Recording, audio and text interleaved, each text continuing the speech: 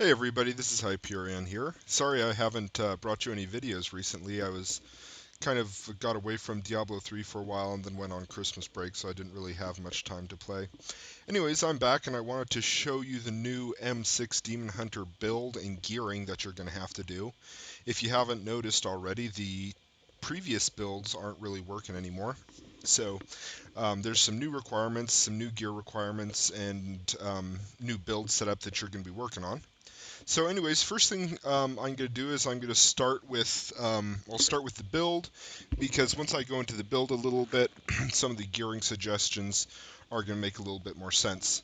So first thing we're going to do is you're going to get away from all the previous hatred spenders that you used to use elemental arrow, multi-shot, loaded for bear. Any more most typical builds, of course there are variations on this build, so I'm just going to go with the most typical basic build. Most new Demon Hunter builds are based solely on cluster arrow with loaded for bear. So the way the new sentries work is they're going to only shoot your hatred spender, your loaded for bear, when you shoot it as well.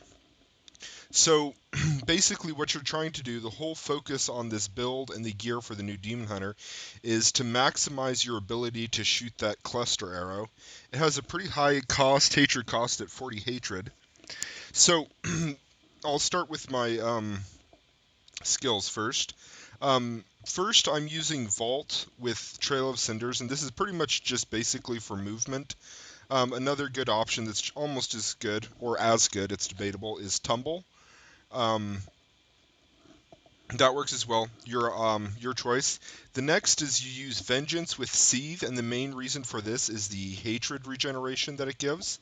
I like to use Preparation with Punishment. That just gives you a little bit more hatred. Wolf Companion, of course, and then you're using your Cluster with Loaded for Bear, and you're using Sentry with Spitfire Turret.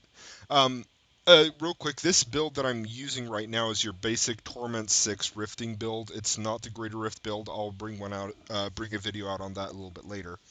The passives I'm using Blood Vengeance, and this is to help fuel your hatred and also your discipline, because you'll find you're going to be using the Vault a lot for fast movement, because the Demon Hunters are clearing so fast that you kind of want to move pretty fast. So I use Blood Vengeance for more hatred and more discipline. I like using archery because I'm using a crossbow that gives me a little bit more critical hit damage.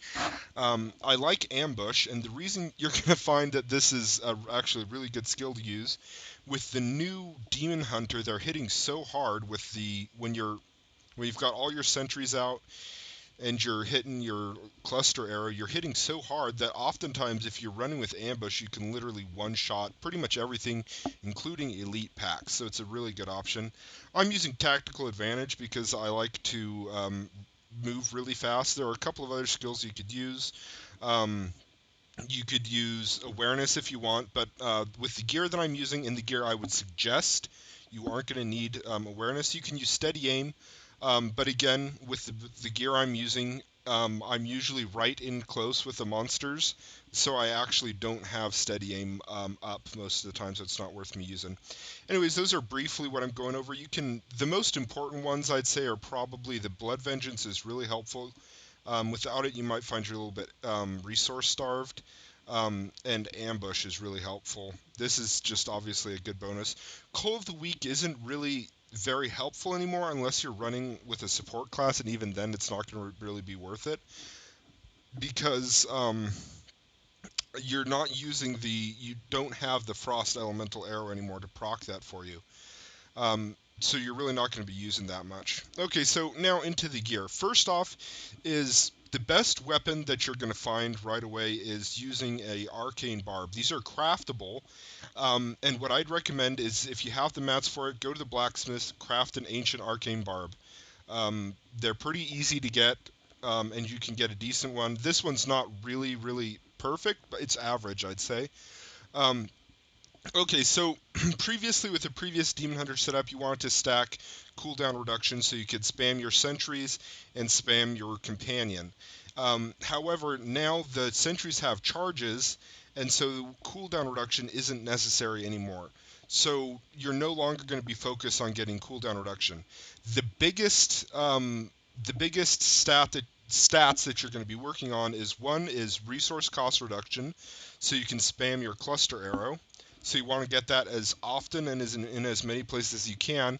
And the other one that is actually really, really important is area damage. This one is something that a lot of people don't think about, but it's actually turned into one of the most important stats for the Demon Hunter, because you're loaded for bear. When it procs that area damage, if you have high area damage, you can literally kill everything in an area with one cluster arrow.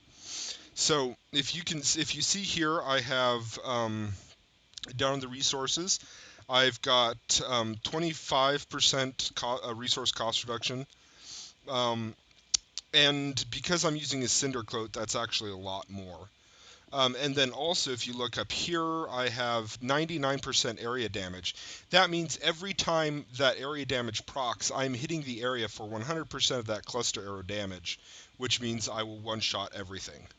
Okay, so now the gear requirements. Now, because the sentries are no longer auto-attacking, they only attack when you attack, Tasker and Theos are completely worthless on a Demon Hunter. You're not going to use them anymore. Um, so you're going to want to throw those out. The most, or not throw them out, literally, keep them in case they ever become good again or for other classes. The most important item now is going to be a Cinder Coat, and what you're looking for on that is fire skill.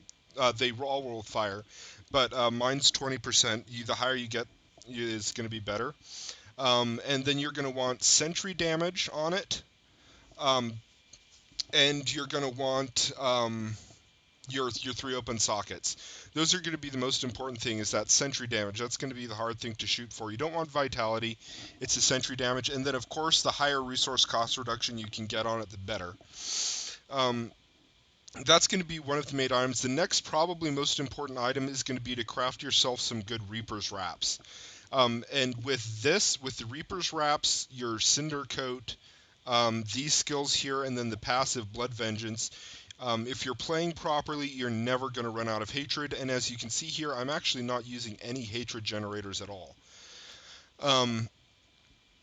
Okay, so now that you're going to be using the Cinder Coat, and then you're going to be using the Marauder's gloves, shoulders, helmet, pants, and boots. As you can see here on my shoulders, these are some of the rolls aren't very good, but these are the rolls you're looking for. You see they have area damage on them, resource cost reduction, and sentry damage. This is exactly what you want your shoulders to look like. Gloves, you're going to go with dexterity, critical hit damage, critical hit chance, and either area damage or resource cost reduction. The quiver, you're going to want your dexterity, attack speed, crit chance. Mine has sentry damage, which is not optimal. I'll explain that in a minute. And then you're going to want area damage, resource cost reduction, or elite damage on them. Okay, so like I said briefly, the sentry damage isn't actually what you're looking for anymore on your quiver. What you want on your quiver now is your cluster arrow damage.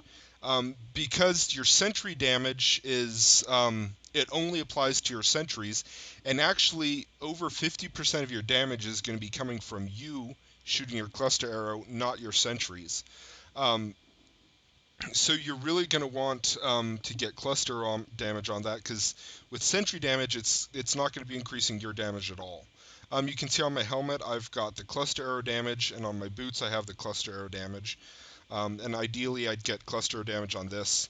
And the reason that it's more important to get the cluster arrow damage is your sentries can't proc area damage. They're not able to. So if you got cluster arrow damage, then that is also going to increase your area damage as well. So anyways, that's something really important that you want to work on. Now, this is actually a little bit odd, but a really, really helpful gear option is to use the Avarice Band, the Boon of the Hoarder Gem, and the Gold Wrap. And this might seem kind of counterintuitive to people, because you're actually going to be technically losing a lot of sheet DPS by not using, like, say, a Witching Hour and a Stone of Jordan. The thing is, though, is the Avarice Band if you read the yellow secondary fix on the average band, it says each time you pick up gold, increase your gold and health pickup radius by 10 yards for 10 seconds, stacking up to 30 times. That means you can increase your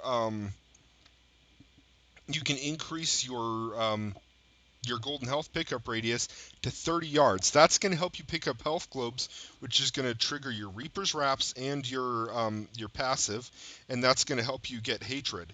Without using this, I find that I'm oftentimes pretty hatred starved. Use the gold wrap; it makes you pretty much immortal because you're going to be picking up so much gold with the Buna the Hoarder. Those really work really well with this build. You can run without it, of course, but I find that I'm always constantly a little bit hatred starved, and that actually drops my damage. The next big change is anymore, if you look at my gems, I'm using the Zeiss Stone and the Bane of the Powerful. You're actually really not going to be wanting to use the Enforcer anymore because the Enforcer only increases the damage of your sentries and not your damage. And since a lot of your damage is going to be coming from you spamming your cluster arrow, the Enforcer isn't really helping all that much. So the main gems you're going to want is Bane of the Powerful, Zeiss Stone. If you can run with somebody that's applying a chill, the Bane of the Trapped is really good. Um, in normal T6, it's a little bit it takes a little bit of work to do, but another good option is the Taeguk. But you really have to watch your resources there. So anyways, those are the main gear and build changes that are prevalent with the new patch. Briefly, just for the Paragon points, something important to note. One of the first things you're going to want to do in your core tab is going to be to max out your hatred.